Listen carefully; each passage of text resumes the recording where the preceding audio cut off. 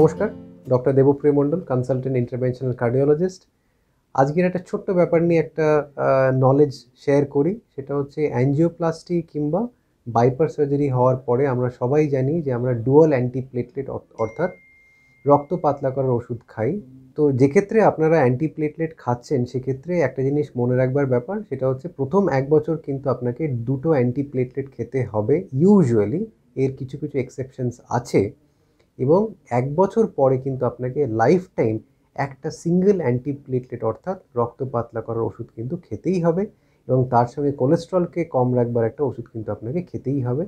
এই দুটো কিন্তু আপনি ভুল করতে পারবেন না। Very important fact, and I would like all the viewers to remember this very important fact, to have a very healthy heart. Thank you.